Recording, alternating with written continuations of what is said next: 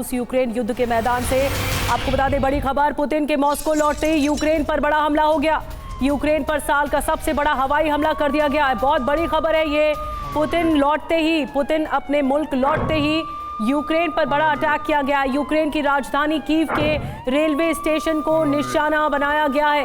ये तस्वीरें देखिए, पूरा रेलवे स्टेशन दहलता हुआ दिख रहा है। ये तस्वीरें बहुत भयानक है। पहली तस्वीरें आप TV9 भारतवर्ष पर देख रहे हैं। हमले में कीव का रेलवे स्टेशन पूरी तरह से तबाह हो गया है। ये तस्वीरें वाकई हिला देने वाली तस्वीरें हैं। भयानक तस्वीरें सामने आ रही हैं। आसमान में आप देख रहे हैं आग का गोला दिखाई दे रहा है। इतना भीषण अटैक हुआ है यूक्रेन की राजधानी कीव में रेलवे स्टेशन पर, जहां पर भीड़ भाड़ वाला इलाका होता है, वहां पर अटैक किया गया है।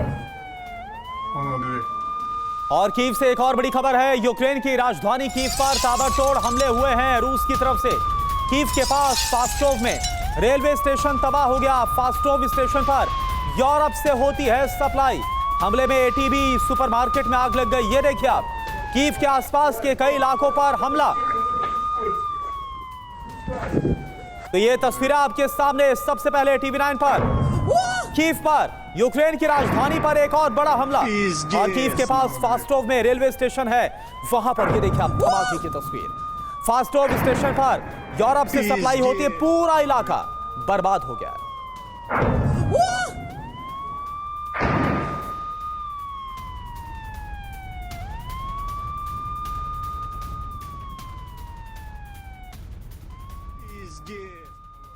एक और बड़ी खबर आपको बता रहे हैं, कीव से ही आ रही है। नीप्रोपेट्रोवस्क इलाके में रूस का हमला हुआ है। कीव के पावर प्लांट पर ड्रोन अटैक कर दिया गया।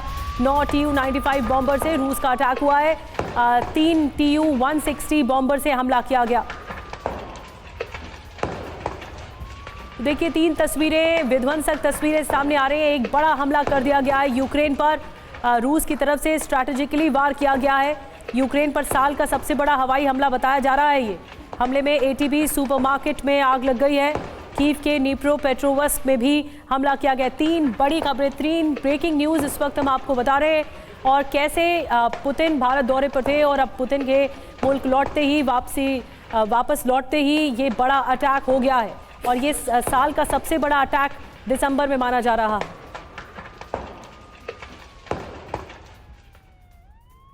और एक और बड़ी खबर खरसों से। खरसों में रूस ने किया है एक बहुत बड़ा हमला।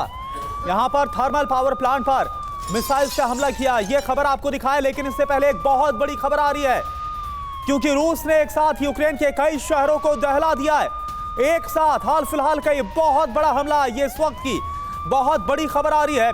कीव से लेकर नीपर, ओडेसा पर मिसाइल से अटैक किया गया। ये देखिए आप, किंजल और स्कैंडर मिसाइल से हमला किया गया।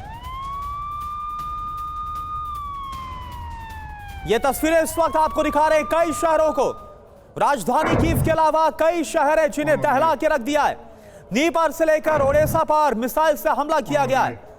तो आप देखिए, तमाम जो बातचीत की पेशकश है, तमाम जो बातचीत को लेकर एजेंडा है, फिलहाल वो धराशायी साबित हो रहा है। और ऐसा लग रहा है कि इस युद्ध का, इस जंग का जो फैसला है वो इसी तरह से बारूद से होगा, यानी कि सैन्य ताकत से होगा। तस्वीरें इसी बात की तस्दीक कर रही हैं।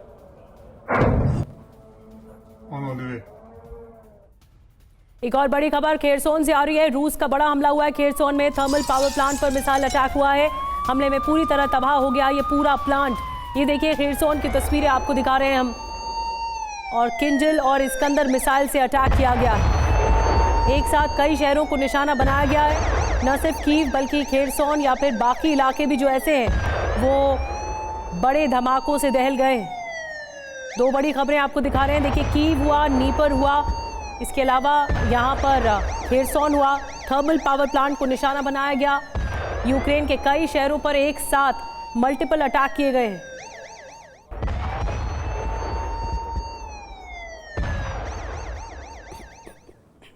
और एक और बहुत बड़ी खबर ओडिशा से। पोर्ट सिटी ओडिशा पर रात भर भीषण बमबारी, रात भर बारूद बरसा है। पॉस्कोट इलाके में ताबड़तोड़ हमले। ये देखिए आप, यूक्रेन पर एक और बहुत बड़ा हमला। हवाई हमलों में जबरदस्त तबाही की तस्वीरें।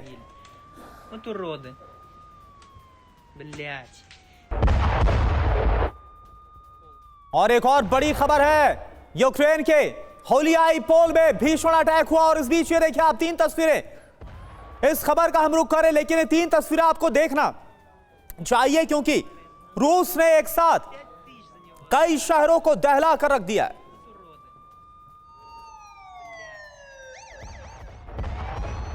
और हमारे साथ तिवारी सर भी मौजूद हैं। तिवारी सर, ये जो हमले हो रहे हैं रूस यूक्रेन युद्ध का, ऐसा लग रहा है एक नया चैप्टर है, वो भी सर्दियों में। आप आशंका पहले भी जता रहे थे कि ये जो विंटर्स होंगे वो बहुत ज़्यादा डिसाइसिव होंगे, निर्णायक होंगे।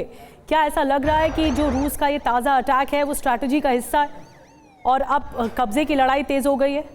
निधि, देखिए ये वॉर 3.5 साल से ज़्यादा हो गया, लेकिन it was never N all out war. It was a बिल्कुल छोटा रिस्ट्रिक्टेड चल रहा था। जहाँ तक रशिया का सवाल है, वो पिन पॉइंट स्ट्राइक करता था, मास डिस्ट्रक्शन के पीछे कभी भी नहीं गया। जितने इक्विपमेंट्स और उन्होंने जितने आर्म्स यूज़ किए हैं, वो सब आर्म्स की एफिकेसी काफ़ी हाई रही है। डिस्ट्रॉय सब कुछ ने रिजल्ट पॉजिटिव दिया है।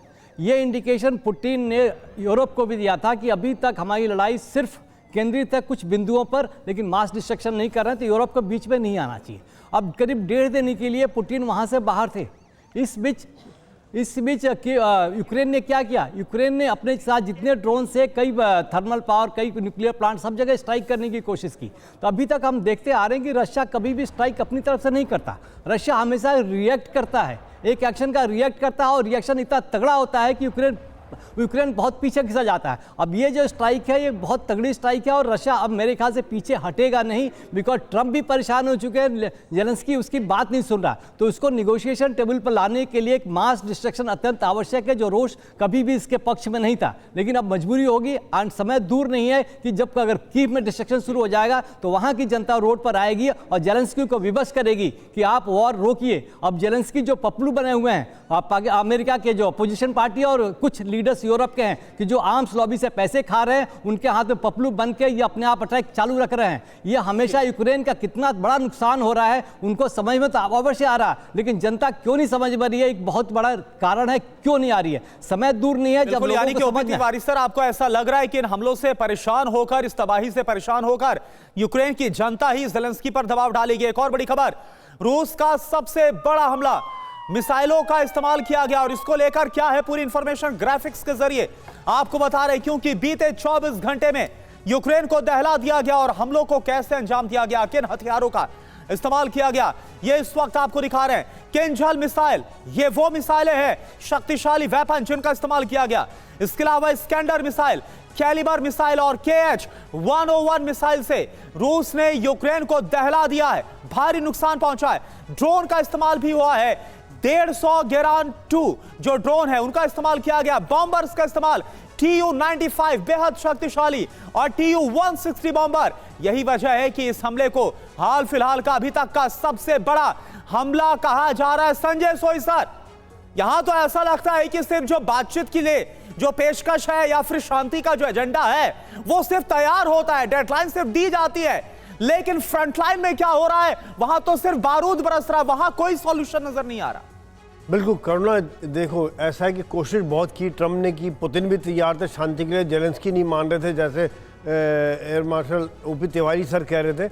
यहाँ पे एक मिलिट्री पॉइंट ऑफ व्यू से इसको कहते हैं शॉक इफेक्ट देना। हाँ। एक साथ इतना भारी भरकम हमला करना कि हिल जाए दुश्मन, चाहे हवा से, ड्रोन से, मिसाइल से और कई तरह की मिसाइल से कई जगह पर एक तरह से बर्बादी कर देना, ताकि वो मजबूर हो जाए कि भैया शांति करना बेहतर रहेगा, नहीं तो बर्बादी और ज़्यादा होगी। ये एक हमले के साथ साथ, बर्बादी के साथ साथ एक मैसेज है। दूसरा, जैसा कि अभी आप बता रहे थे कि सर्दियाँ आ रही हैं, सर्दियों में जिस प्रकार थर्मल पावर स्टेशन और उनके पावर रिफाइनरीज और इनके ऊपर हमले किए गए ताकि बिजली का वजह से लोगों के अंदर असंतोष बढ़े। रेलवे स्टेशन को बर्बाद किया गया क्योंकि वहीं से उनकी मिलिट्री सप्लाई आ रही थी पूरी, जो पोलैंड से, रोमानिया से जो आ रहे हैं वो बाई रेल जो है वहीं पे आ रही थी, उसको बर्बाद किया गया। तो रशिया ने काफ़ी सोच समझ के, स्ट्रैटेजी करके ये हमला किया, एक प्लान हमला किया गया। और सोई सर, बड़ी बात आपने बताई कि स्ट्रैटेजी भी तब रची गई जब पुतिन देश से बाहर थे, मुल्क से बाहर थे, और जैसे ही लौटे वैसे ही अटैक कर दिया गया। तो ये रणनीति के लिहाज से बड़ा अटैक माना जा रहा है और साल का सबसे बड़ा अटैक बताया जा रहा है मॉस्को की तरफ से, रूस की तरफ से।